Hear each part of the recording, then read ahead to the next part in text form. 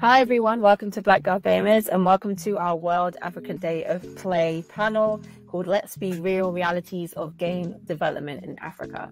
I'm joined by two CEOs on the continent in two different places to talk about their experience in the realities of game development in Africa. So I'm joined by Edwin Kapesa, CEO of Chroma Pixel Games, and Tyrell Solo, CEO of Space Stylus Studios. Welcome both of you.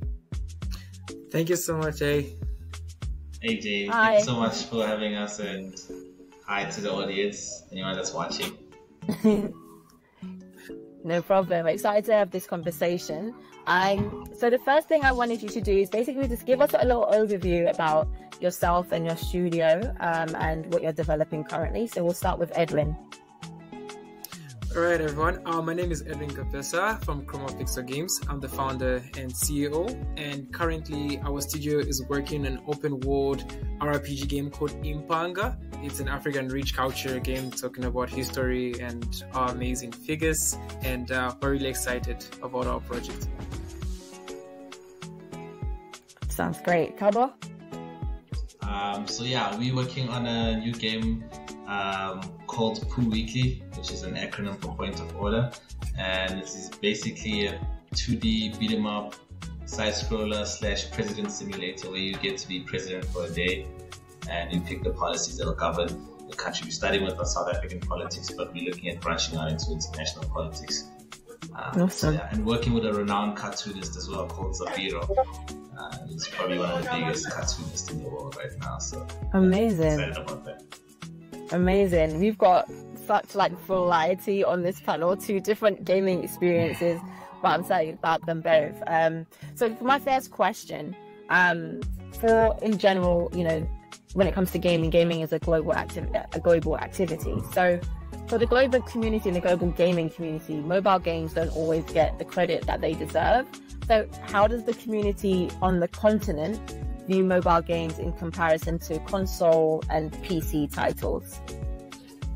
I think with specifically on the continent, I think it's more of it's more accessible to play mobile games than it is with consoles. We don't have a lot of infrastructure, whether it's connectivity, like Wi-Fi, or having the hardware like the PCs to run some of the games on console. So I think because when we started out, our first game, Hot Buns, was on Steam. It did well internationally, in the West, more than it did in our own country and in our own continent. I think the sales in Africa that we got were the lowest amongst the West. But now that we've transitioned to mobile, to counter that, we wanted to get and reach more people so that there could be more emphasis and more interest in the mobile gaming space. And that's why we also chose such a controversial topic, and also working with such a controversial artist is how can we get more eyes on local games and show people that there are game design studios in the continent or in the country that people can check out and download and play. So yeah, that's what I answer. Edwin, do you have anything else to add with regards to how the continent views mobile games in comparison to key console and PC titles? Yeah, looking at the mobile games in Africa, overall, I would say, what I was saying, there's a lot of popularity in comes mobile games on the African continent, especially in my country, Zambia, making the device very affordable and very accessible.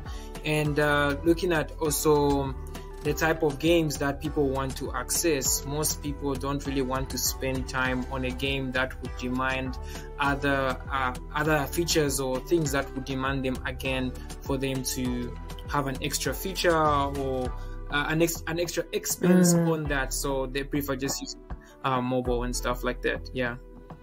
And that's so interesting that you're trying to keep it, so try to make it as accessible as possible, because yes. Tavo, you specifically mentioned obviously consoles and the infrastructure. And one thing that we noticed when we went, one of our members went to, I think it was Ghana, and she noticed that the PlayStation 5 or the consoles out there were super expensive in comparison to, having a mobile. And so mobile seems the clear accessibility fix for getting more gamers playing. But are there any other ways in which we can make games more accessible for, you know, audiences in, let's say, your South Africa and your Zambia? The only way I feel and what I think about this is if we can engage into like community hubs and community innovation places where arcades or environments where gaming is easily accessible to a lot of people, or just the youths who are really love playing games. It can be a very great initiative. For example, like let's say we've got like these amazing arcades within the country. It has given room for many players to actually participate in having access to playing these big games or these big titles and so forth. And another thing, what I've also looked at is looking at how mobile games are. I don't know if South Africa is like Zambia, because if I can recall well, in Zambia the common device that arose so much was like this console called Sega. Like it was very easily accessible. It was very affordable. So many on my side, in my country, I would say consoles, yes, they are expensive like that, but I would say they're everywhere. I would say, yeah, it's just that the barrier of entry is just too high for like these things to be played by everyone. Yeah. Pablo, do you have anything to add to that? As far as getting more people to play and join the party, not just like the players, but also like organizations, the government, I think it's really important to have like more success stories in the industry, especially on the continent. I think that's something that we really struggle with, because like you wouldn't say that the biggest gaming company on the continent, as far as profit and like just not scale, but like success and, you know, making money is in Cape Town, South Africa, but everyone is like working in silos. Like there's little pockets of these gaming communities and no one knows that you can actually make a living out of it. So I think, and that's essentially our mission, and it's something that we noticed is there's no like a lot of success stories, not a lot of like people that are out there that are making gaming a big thing that people recognize. You know, like how Amapiano, like it's pretty big out in the UK. It started like in our backyard, you know, and it started by people that are like it started. If I could show you like where it originates from, you wouldn't have believed that this thing would like go international. You know, it's like the international sound right now, and that's how we like approaching it, and that's how we're looking at it, especially on the continent. So we need that one big success story, somebody that's gonna break the barriers and just make history in terms of like the games that they make, and also make a success that they're hiring people, they're making money out of it, and also show the like, people that have powers to support like the government and all of this stuff, that they can like invest in this and invest in the youth, because we'll be creating jobs, you know, we'll be creating an economy instead of buying games internationally. So I think that's like, I feel that's like one way we can like serve all parties, so serve the entire ecosystem, not just the players, but also the people that are trying to start studios, you know, and as well as like the people that create the laws themselves, you know, like the government. Yeah, and that makes, you know, it makes a lot of sense. It's a multi-tiered strategy that needs to be taking place in order to address all of this. And you know, we've talked about a lot of the barriers to entry, but you're both here. You know, you're both here making your studios, and that's a testament to the both of you and your tenacity and your determination. So I'd love to know, like, what was your experience getting to learn to make games? So Edwin, we'll start with you, but obviously there's a lot of obstacles in general, but what was your experience and how did you kind of get to where you are at the moment? My experience starting off in the gaming industry actually was like, I would say not really a miracle. It was like a bump in my head, like just to like realize how amazing the the industry was. Like I've actually said it a lot of places that I was actually pursuing different goals when I eventually bumped into game development. So game development was a platform where I found a place to bridge myself into technology, because I love tech so much, and I wanted to build like a community of friends to like do a lot of stuff. And I found like the gaming community was the place which was very welcoming for me. And when I began creating my first games with incredible softwares like Buildbox and everything like that, from there, just one share to everybody, like just saying, hey guys, I'm working on ABCD type of game. The feedback that came out from a community is not like any other communities. The gaming community was something which was really encouraging. Like you feel like those people are with you. And I'm in a landlocked country, by the way, like, and I literally didn't even know anybody outside Zambia. And when I was in those community spaces online, I felt like those people are within my circle, and they're like my friends that are there to like guide me step by step. And from there, I was able to like build up my first successes. And from there, my charisma and passion for just games just really sparkled, and I kept diving and educating myself even much more about it. To make friends outside Zambia, I had to like find a way to communicate with people, and the communities within these online spaces I was at was able to give me a room and home for me to like get real feedback, real encouragement. It was just something that was very like wow for me. Like, is this real? Like, are these people really give me all this charisma? And it was really great. Then the downside of it, like, I'll just be really quick about this. It was just based off my resources. I remember when I started off like creating my first game, like I didn't even have like a very proper computer, like building out this stuff and having access to internet. This is one common challenge amongst Africans, and it's something that I should put an exclamation mark on it. Like, internet is really, really crazy within the African continent. So it really limited me from participating into like online lessons and stuff like that. Like, unlike my friends in South Africa who go like VITs and stuff, in Zambia, we don't have a learning institution that provides game development. So I had to literally self-teach myself how to build these games, how to engage. So like, it was like a discipline I had to like nurture within myself just to have this amazing talent. So like, I could go on talking about how all this was, but it was really incredible journey for me. I really learned a lot throughout everything that I went through. Yeah, that's amazing, and congratulations to you on kind of being self-taught and investing in yourself to kind of persevere, because that's not easy at all. So congratulations, that's fantastic, and you're doing amazingly, obviously. Tavel, what about yourself? What was your journey into the game space? I was saying, I'm not going to use the word that I used earlier, but the journey for us has been really interesting, you know, because we face similar challenges, as Edwin mentioned a few, you know, like infrastructure. I could go on and on and on and on about like challenges that we face on the continent. Even South Africa being like one of like the biggest consumers on the continent of games, and also like creators of games. I think second was Nigeria, if I'm not mistaken. I stand to be corrected, but like we still also face like our own challenges in the industry.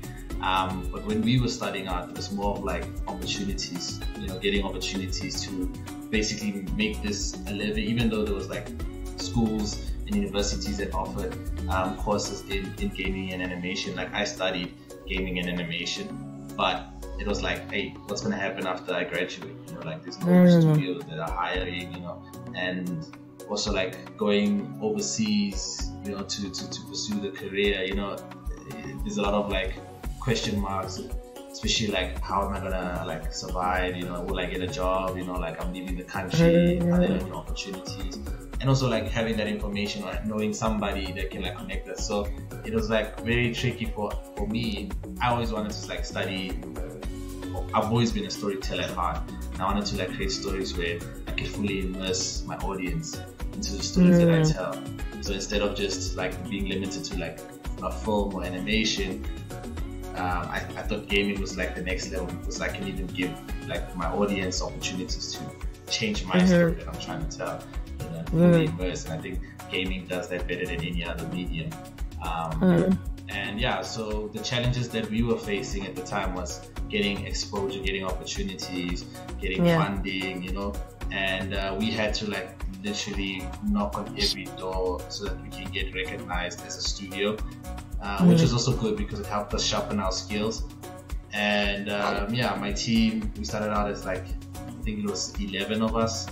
Now there's 5 co-founders, and we had to like knock on every door. We went into like an animation space, we went into like the fine art space where we were exhibiting our games at like museums and art galleries. We went to like industrial competitions where we were showcasing some of our games and we're pitching to these companies, like Total Energy, and that's how we were able to sustain ourselves, because we're winning these competitions and we were always the only game studios there. We were always the youngest and only gaming studio at these competitions, and you look at our portfolio, we won a lot of non-gaming competitions because we saw a niche and we saw a gap in the games that we create, and that's how we were able to like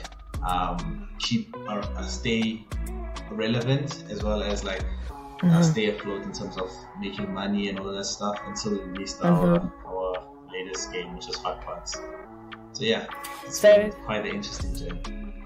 It sounds like both of your journeys have been quite quote unquote unorthodox into getting into this space because of the circumstances and the obstacles and challenges that you might have to navigate.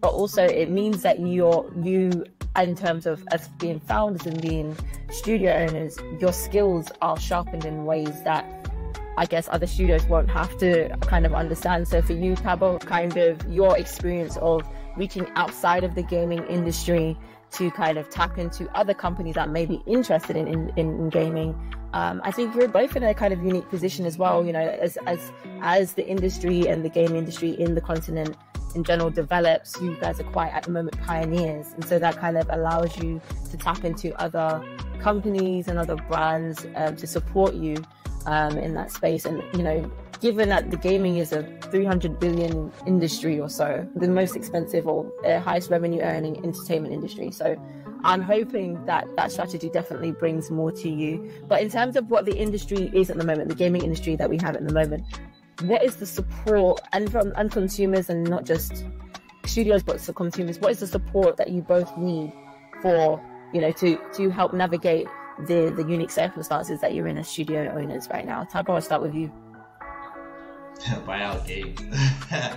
Awesome. I think that's the first one. Buy our games. And the nice thing about like the games that are coming out of South Africa, we unlike the West or the rest of the world, like our games when they come out, they're like relatively cheap compared to the other games. Like selling our game at like $9, and for us it's like if we can sell like 1 million copies, we're already making a killing, because it didn't take us so much time or resources to create a game, because we have like skilled people, and cost of living this side is not so bad, so it's not like we're asking for a lot. So buying the games. Another thing is just like, which is like, I think it's also a common thing we struggle with. I don't think it's just locally, but I think it's also an international problem. But like marketing your game, like a lot of us devs are not like socialites, or we don't have like that marketing background, or building a community, On top of that, most of the time we are like a small studio, we're like a startup type setup, so it's like a lot of people are doing, or one person is doing like 3, 4, 5 jobs, and you can't like juggle between marketing and you have to code the game on top of that, so that's something that we struggle with. And I think having more people empathizing with us and like supporting the things that we create, like retweeting, sharing, like watching interviews or panel discussions that you hosted, such as yours, I think that really helps the community, because now people hear about us, and it's not just us now working in our backyards or in our studios, wherever we are, in the middle of the jungle, but like wow. But like, as I had to, but like, it's really important to have more of these things coming out, because now we have a platform on a global scale and stage, and people can now see our game and see that still work that we're doing, and we are more than capable of creating the games, you know, that people would love, you know. Yeah. So, yeah.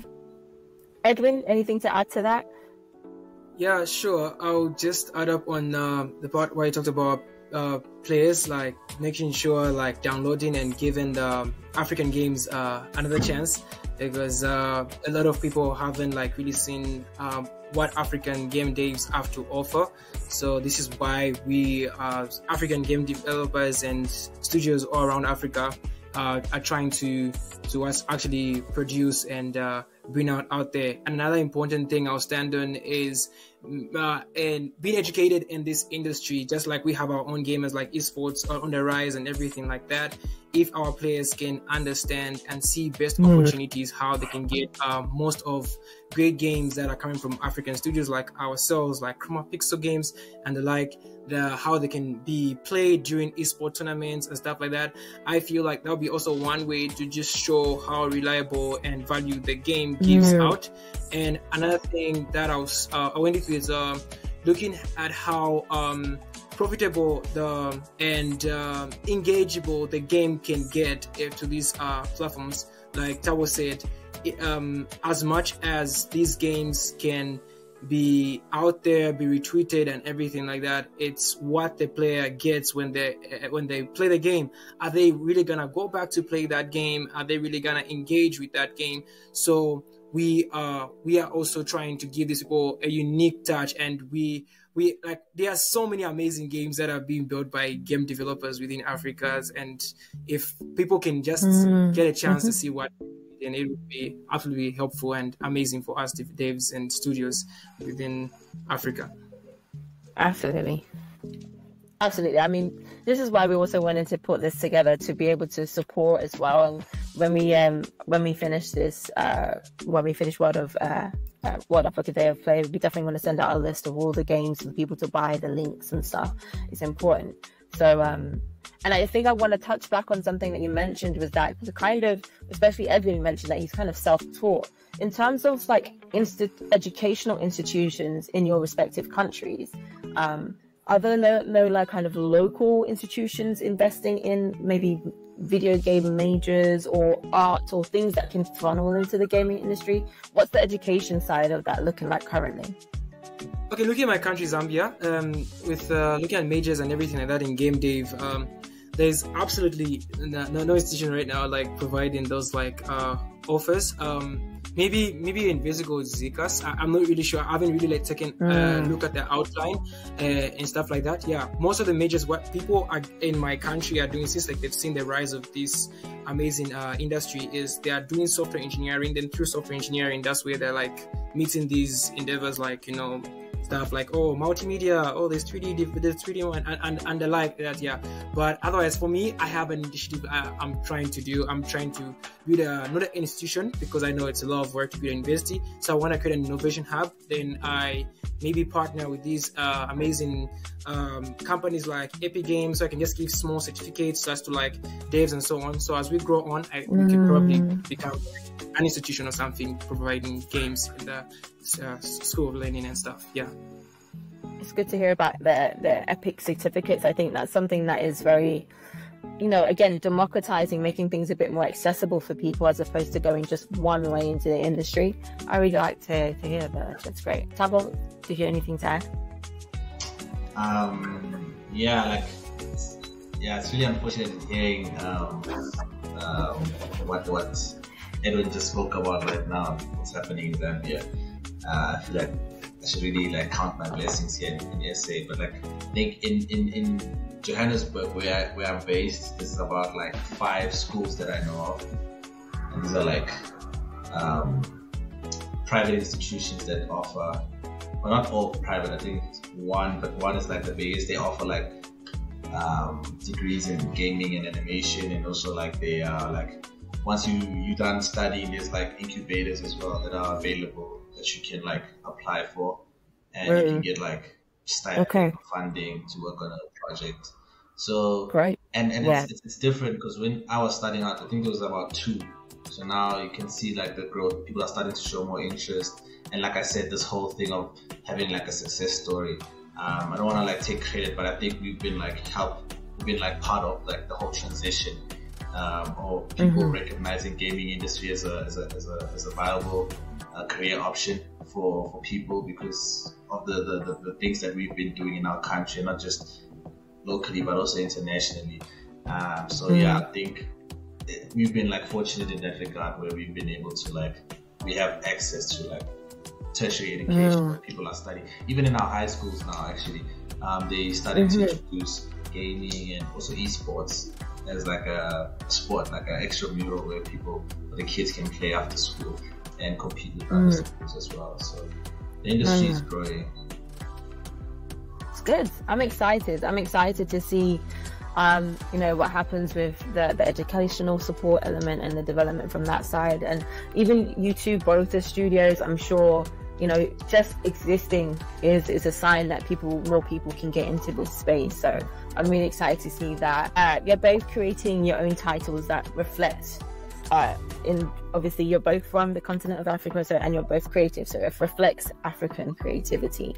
Do you ever feel like a pressure to have to represent the culture in your games, or is that something that you're taking on as a challenge? Because there's a lot of stories in games that don't necessarily represent Black people in general in the best of light. So is that a pressure that you have to deal on? Is that a mantle you're taking on as the herald when creating your games, or are you just creating for creating fun? And either is both valid, of course, but I just want to know from your perspective how you're seeing it.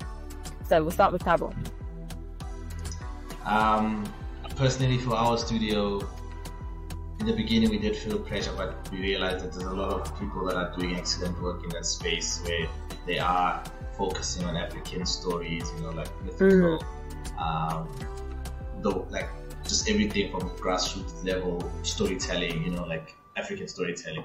Not to say that we don't like focus on African narratives or storytelling, but it's more of like we're looking at like things that connect us as Africans and the whole world, so we'll look at things like recycling, and then we'll pick up, okay, in Africa, or where I stay, in South Africa, or where, like, maybe Johannesburg, specifically Johannesburg.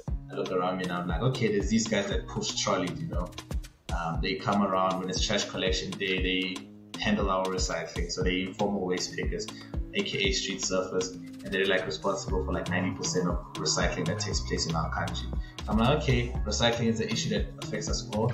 What's like a African theme or an African representation that I can take from this? And I look at these street surfers and I'm like, okay, how do I build a game from that? And then I create this game where it's like a Need for Speed, but like you racing on these trolleys. And then when I do my research, I find that, okay, actually these guys are found all over the world, so that's like our thought process with creating games. I just don't want us to like limit ourselves to like I said, there's a lot of people that are doing it and they're doing it beautifully. We wanted to just find a niche, and because of like our journey and our experience, we found like opportunities where we can like take our African story and like, how do we bridge the gap? How do we connect as human beings and not just say we from Africa, we make these type of games? No, we want to like show the world that we are human beings. We all connect. We all love the same things. Like we have a game about like wildlife conservation and animal poaching. It's called Horny. It's about a horn, a rhino without a horn, and that's like a play on words. Horn. Yeah, and Ni is like Afrikaans language that's spoken in South Africa. It's no. So that's how we created the game, and again it plugs into like all over the world. We face it because of like climate change and people overpopulation. Like these animals are being more extinct. So it's a global problem that we're facing, not just an African problem. And so that's how, even like with this game that we're working on right now with the elections and politics is the thing that affects all of us. What's happening in Palestine, what's happening in Congo. These are the things that we don't really speak about, but if there was a game that could explain these political issues in a simpler way, but starting from home, and then we bring it out. And that's like our plan. I think we've been really successful in executing them, which I'm really grateful for. I like that. That sounds good because, again, I'm for both. Honestly, I love both. I'm very much of like stories specifically exploring whatever country, is the culture, so I can immerse myself and learn more. And I'm also for the kind of bringing something that specific to Africans is very experienced, that also bringing it to the kind of the surface level for everyone else to enjoy. I'm here for both. Especially as someone who loves playing fantasy games, you know, we often get the European fantasy games where it's very much about their culture and we have to connect to it, and I don't mind that. But this is why I'm quite passionate, Edwin, about Impanga and what that looks like to see from your studio, because I think, you know, an RPG is super, super exciting. So tell me more about Impanga, and also, like, do you feel that pressure of having to represent again Zambian culture or you kind of taking Tabil's stance on also taking things that you relate to but make it more relatable to everyone? Either is very best, but I'd love to hear about that. All right, thank you so much, A. So Angelo, great stuff. Yeah, and the thing about as Chroma Pixel Games, and as you know, what I lead my studio as the vision for Chroma Pixel Games is, you know, like a narrative-driven studio based off the video games that we are creating. So we're not really looking at the black or what. For us, we just want to tell African stories, whether it's Kenya, whether it's whether it's anywhere. Yeah. So for Impanga, what makes it very exciting for a lot of like amazing devs, players out there who have really seen it, is we want to tell a story that is based off something that has not been really heard. Like basically, like no one really knows the history of Zambia. Like the cultures that are there, we've got like 73 tribes in one country, and each and every tribe within the country has their own customs and cultures, the way you see Nigeria, South Africa has, and everything like that. So for Impanga, we're trying to make this exciting RPG game where you are now gonna explore these cultures. You don't belong to anybody. You have to belong to somebody. So while you playing the game, you get to discover and see what culture fits you as a player.